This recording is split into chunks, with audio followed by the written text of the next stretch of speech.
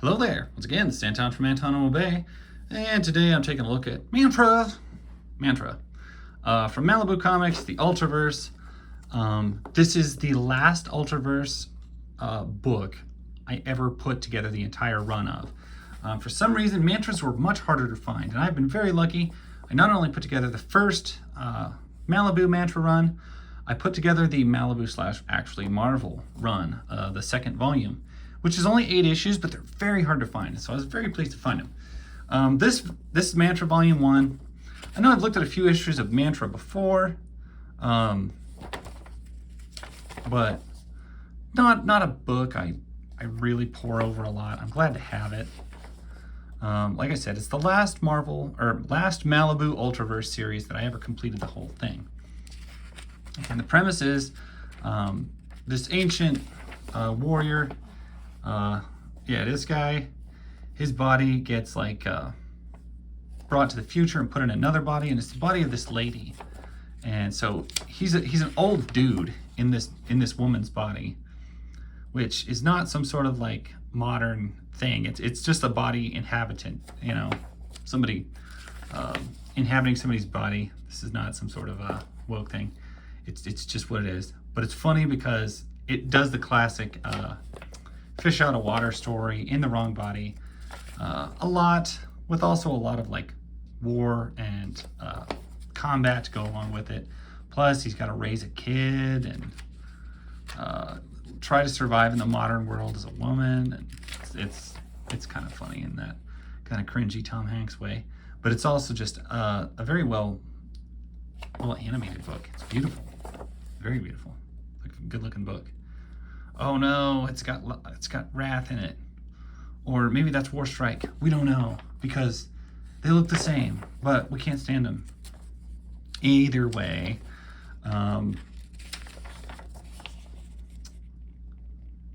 yowzas. Yeah. Well, there's your big full page splash page from Malibu. That's what Malibu was giving you back in the day. So there's that for that.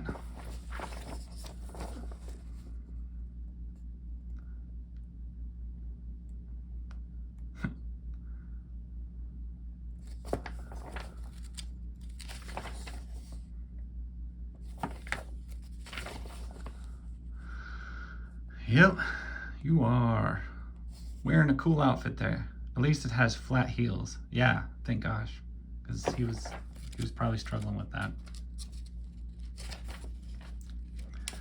Definitely one of the quirkier titles.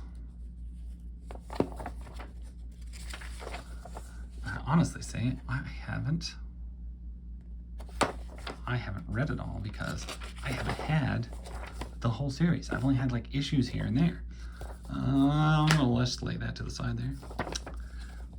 So one that everybody sees this issue and that one. That is in every bin. And now, how did I get started on Malibu Ultraverse?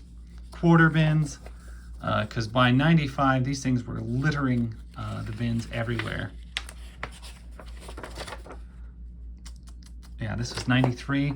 So 93, 94, and then they got bought by Marvel. They ran for 2 good years.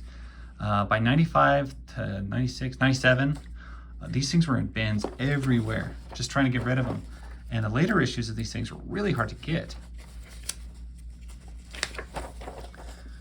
For a company at the time, these were $1.95 in 93. They're a little bit on the higher price side of things.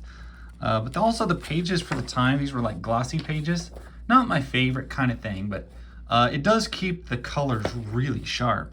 And if you ever pick up some of these old Ultraverse books, you'll notice, wow, the color just stayed super, super sharp, vibrant.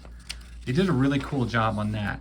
Now, some of the later issues, I don't know, the company went through some changes in publishing, and they are standard paper stock, which is not bad.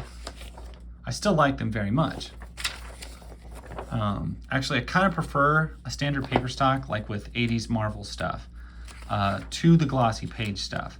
However, it does tend to fade after 40 years, 50 years, and these do not. These are just as vibrant and poppin' and shiny as they ever were or as they ever will be. So that is what it is. wonder why she didn't use the white mask all the time. Seemed like she does. She has it on here, but I don't think she has it all the time. He has it, she has it, whatever. And the second series mantra was actually a woman in a woman's body. So just in case you wondered. Of course, you always have to do something stupid in the Malibu Ultraverse. She fights a weird hippie with powers.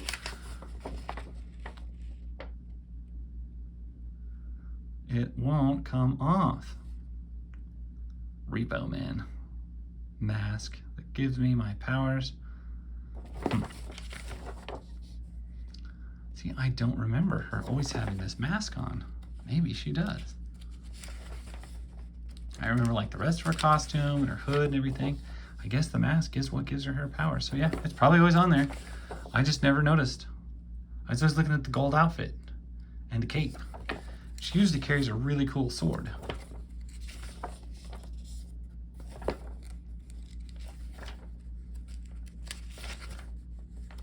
And it's a shame. I mean, a real shame. Anytime I look at the Malibu stuff, and the Ultraverse stuff, that we never got like really good figures of these. We had Galoob ones made briefly from the Ultraforce cartoon, but we only got like a Nightman, a Prime, a Hardcase, a Topaz, and a Ghoul. We didn't, and an Adelon, the villain. But we never got, they weren't very good. And we didn't get like good version. We never got a Mantra figure. We never got any of the Strangers. We never got any of, like the Solution. Oh yeah, we got a prototype who's kind of crappy. We never got anything from Frakes. We never got a Choice. Oh my gosh, I would have killed for a Choice figure. That would have been so good. There's my little Egyptian statue that holds my comics up, which maybe you rarely ever see. Issue 4. Now this time period, oh yeah, Terminator 2. They were not afraid. They almost always, Malibu was great about this, giving you a big splash page.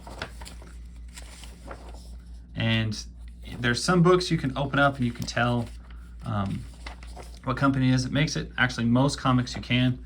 And Malibu was no different. It's not quite Image looking, but it has a movement and a vibrance to it, but also kind of, it definitely looks 90s, like very 90s. So it has a look to it, and you can always you can just pop a book open and you're like, yep, that's Malibu. You don't even need to see a character, just the way it's drawn, you can tell that's a Malibu comic. Probably an Ultraforce or an Ultraverse. It just has a look to it.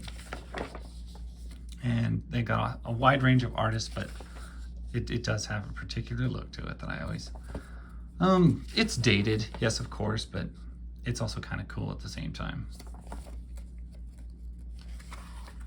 We got a massive, thick page. 0 plus 0 equals excitement. Your math teacher was wrong. Oh, Malibu zeros.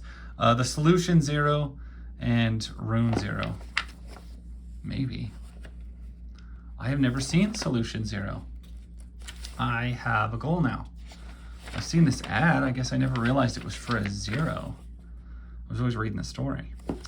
So I'm gonna have to find Malibu Ultraverse Solution 0, because Solution is probably one of my favorite Malibu books for some reason. I can't really tell you why. I've tried to reread it. It's not near as good as I remember it, but man, the first read through was so good. Objectively, I can look back and say Hardcase is probably the best. Maybe tied with like Nightman. Nightman was really good, like very well written. So good that it got a live action series for 2 seasons, which I tried to watch also, and it wasn't very good. I had a hard time with it. The Mighty Magnor. The flip book here. It's a Rune story. Just a brief, looks like a miniature Rune story. And most of Rune was done by Barry Windsor Smith, who, as you guys may know, I hate Barry Windsor Smith and his disgusting art. If you draw a feat to look like this, I hate your work. However, if you collected all the issues and played them all out, this made a huge poster. So that was the thing. I don't know why you'd want to do that, but it was. Anyway, that is Mantra 1 through 4. I'll probably flip through some more of those. I need to go through more Malibu stuff. I'm a big fan. I just need to take the time to do it. When you get away from major Marvel stuff and you're looking for a non-DC, non-Marvel universe, Malibu Ultraverse. It ran for 2 years. Most of the series contained at most 26 issues. 27 issues, I think, is the longest any of them ran. Most of them were under that. And you can find them cheap, and you can collect the entire universe, start to finish, for not a whole lot. And that's a lot of books. So, you know, it's one of the cool things. It's one of my second, that's probably up there in my first as far as favorite non-DC, non-Marvel universes and comic book lines to get. So that's my story, and that's my recommendation. Thank you guys so much for watching. I will catch you later. Bye.